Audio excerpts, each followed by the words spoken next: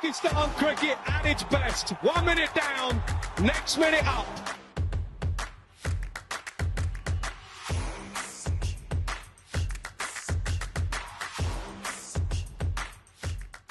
Thank you very much, everybody, for joining me once again. Saj Sadek here, bringing you another exclusive interview. Delighted to be joined by one of Pakistan cricket's most stylish batters. He played 48 Test matches for Pakistan. He was the first Pakistani batsman to make a double century in a Test match at Lord's. He played 75 ODIs, 192 first-class matches, spread over 15 years. Former Bollywood actor, not many Pakistani cricketers can say that, can they? He's been former chief selector, former head coach, and these days he's a regular face on our television screens talking about the world of Pakistan cricket. The one and only Mohsin Khan. Mohsin Saab, hope you're well. I'm very well, thank you very much to you and to all your listeners and viewers. Assalamu alaikum. Mohsin Saab, Pakistan cricket is, let's just say, in a very mediocre phase these days. There's so many things going wrong, Mohsin Saab, but I just want to focus initially on the players themselves. Standards seem to have dropped a lot. Why is that? It's a very important and a really difficult question. Difficult in the sense that everything is clear. Everything is clear. All the problems are clear, but not being sorted out. I don't know why. That's why I'm saying it's what to say, because at the moment I'm not involved with the cricket board at all, and I feel that very few good changes or corrections are required. And then things will be just fine, because the players are there, no doubt. The stars are not there as a few years back, but still the stars are always made. They don't come already stars from home. So all these past players, we all played, performed well on the field, and then we got recognized. So here, I think the main problem which I feel, that the accountability is not there. And once the accountability is not there of a player or a captain or a chief selector or a head coach, then things don't work out nicely. And I think that is the main reason. Because like I said, not only the players, I said the captain, the coach, the chief selector, everybody is accountable. Everybody is answerable that what is wrong. But I think that department has been lacking its rather desperate requirements. So that is the only reason I can see, because Pakistan is not a country like England or Australia or New Zealand, where players are groomed from lower standard, from county cricket or from state cricket, things like that. They emerge suddenly on the screen, and they become top class players because they have the talent. And I still say, which I've been saying when I was in the affairs in the past as a chief selector and the head coach, even as a player, that the talent is there, but the talent has to be organized. The talent is not supposed to be wasted. And like I said, Sajid, one word says everything: accountability. Mohsin Saab, just on that point there, what we're seeing is the same faces in different roles. So the same names are involved in the Pakistan Cricket Board. The same former players keep getting roles. Do you think this is an issue as well? Yeah, that's one of the biggest issues. Because you see, if you see the same faces, and if they're doing well, okay, but they are failures. But they are coming in turns like that, and that is also one of the most important reasons why. Because if I know that even if I don't give my best, or even I don't give my best of my effort, I still have a chance to get away with murder. And that is the problem. And I think this chairman of ours, he doesn't have a cricketing background, but he's a nice person. I'm sure he understands the game. So all he needs to do, as I always said to you whenever I spoke to you, right person for the right place. That thing is badly lacking, and if you keep on, and one thing very definitely I'll say here, that the cricketers of our 90s, we produced some outstanding cricketers, world-class cricketers, but they were only good cricketers, that's all. And I think some of them are involved now, either they are in the picture or behind the screen, so which is not helping our cricket board at all. And I feel sorry because the chairman is a nice man, but then again, you have to do the job. It's not a case of being not anything like that. You can be an awful person, but if you are a tremendous leader, that covers up a lot. So here, I think the chairman has to put his foot down seriously, because things are going from bad to worse, Sergeant. The main problem is that we don't see the chances of improvement, and that is not a very good sign. Well, for both. Yeah. And Mohsin Saab, just on that lack of improvement there, I mean, you played in an era where Pakistan batters were just absolutely, brilliant. There were so many fantastic batters, big names, legends of the game. These days, Pakistan's batting standards seem to have declined a lot. Why do you think that is? One good reason for that, because very severe concentration is not there on first-class cricket or club cricket. That the two reasons. Very simple. I mean, it has to be, as you can, again, I'll say the example of England or Australia or New Zealand or South Africa, for instance. Because, their teams, they have a bad time, a bad patch, or purple patches and bad patches, they come and go. But when you're consistently having a bad run, that means the setup is not right. And once at the lower level, when the standards are not kept up to the mark, then obviously you won't find the players in the top ranks. I can relate to myself in my era because I played for a few years for my country, and played with some tremendous players. We were all just cricketers, from club cricket to first-class cricket, and then we groomed ourselves and worked extra hard to come to the standards of international level. And it proved it.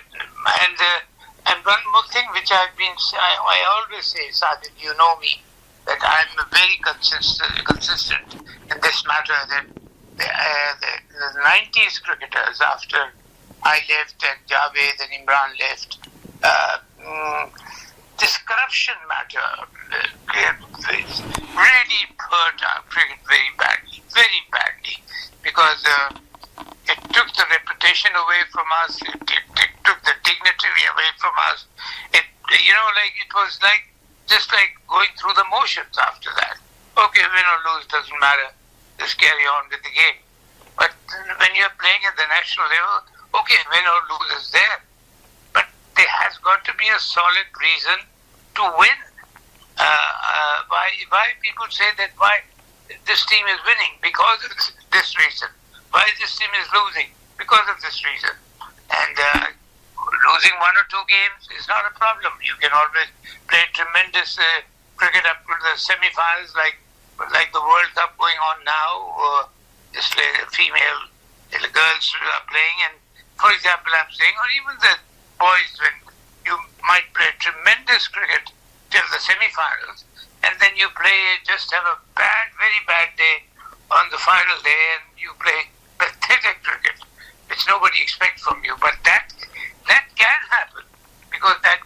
in this funny game, very unpredictable game. But if you are out of 10 games, if you are not up to the mark in 8 or 9 games, that's not on Sajid. That means that's not a good news for any team, any nation. Mohsin Sab, as a former coach yourself, this chopping and changing of coaches, we could list all the coaches Pakistan has had in recent times. Coaches coming, coaches going. Jason Gillespie was there for a short while. He went. They've brought in Mike Hesson and Azam Mahmood at the moment. My question is twofold, really. Do you agree with having two coaches, two head coaches, one for white ball format, one for red ball? And also, what do you think of the foreign coaches versus the local coaches coaching the Pakistan team scenario? Sajid, right from the beginning, as you know, I was never in favor of foreign coaches, number one. Until unless you are really struggling, which we are not. On the second hand, when you are, like I said, accountability, it's not only the players, it's just chief selector, the head coach, the coaching department, the selection department. Now we're talking about coaching. So coaching department is starting from the head coach right till the bottom. They are very, very responsible. Because once the team goes to the ground belongs, and the dressing room belongs to the players and the coaches and the team staff. So they are very responsible, and repeating some of the, like one name you took of a Pakistani player. Here's a record. You have to select, like you select a player. You select me as an opening batsman. You look at my track record that in last games, what was his performance in that country where we are going over there? What was his performance? How did he do? And how well did he play? And is he good enough for that? Exactly the same thing for the coaches. That you have to. And today the Pakistan team, especially when you are struggling, Sajid, honestly, I'm not talking big. I'm very God-fearing person.